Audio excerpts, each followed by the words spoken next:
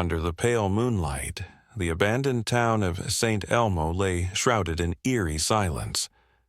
Once a thriving mining settlement, it was now a crumbling ghost town haunted by whispers of tragedy and restless spirits.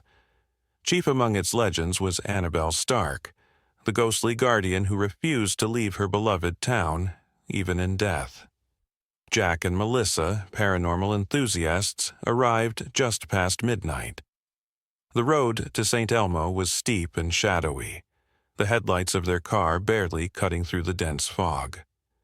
The couple parked near the general store, its windows dark, like empty eyes staring into the night. A biting chill hung in the air, and every sound, no matter how faint, seemed unnaturally amplified. "This place feels haunted," Melissa whispered, clutching her flashlight. Jack nodded. "Let's get the footage and leave. I don't like this." The St. Elmo Hotel loomed ahead, its decayed facade like a sentinel in the darkness. Its windows reflected the moonlight in fractured shards, and the air grew heavier as they approached. Inside, the building creaked and groaned, as though the very timbers were alive. Dust coated the furniture, and the faint smell of decay lingered in the air. As they climbed the stairs, the oppressive silence was broken by a faint humming. It started low, barely audible, but grew louder with each step. The sound was unmistakably a woman's voice, hauntingly melodic yet filled with sorrow. "Do you hear that?" Melissa asked, her voice trembling. Jack nodded, gripping his flashlight tightly. The humming stopped as they reached the top of the stairs, replaced by a suffocating stillness. At the end of the hall, a door stood ajar, faint blue light spilling out into the corridor. Inside, a rocking chair swayed gently, though the air was still and cold. Melissa's camera captured the motion, but the chair suddenly stopped as they stepped inside. "Annabelle?" Melissa called softly, her voice trembling. The temperature plummeted.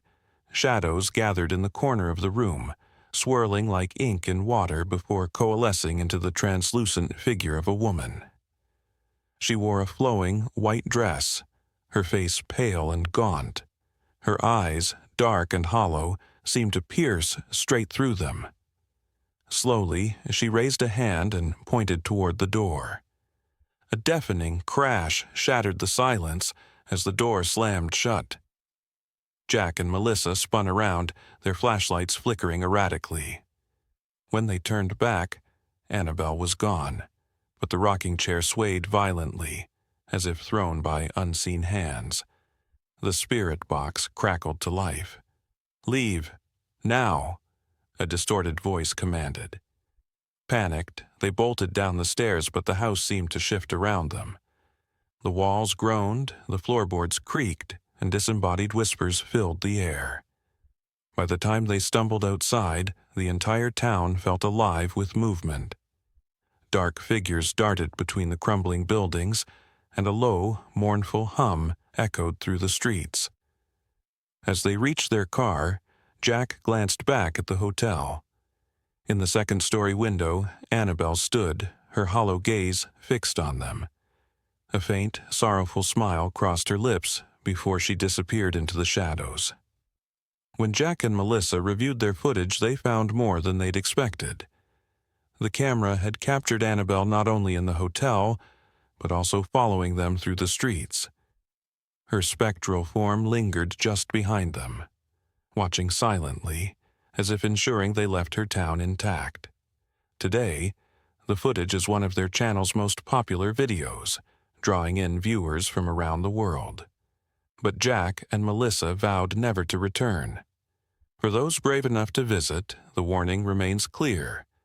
St. Elmo may appear abandoned, but it is far from empty. Annabelle is always there, guarding the secrets of her town. Would you dare to visit St. Elmo at night? The spirits are waiting,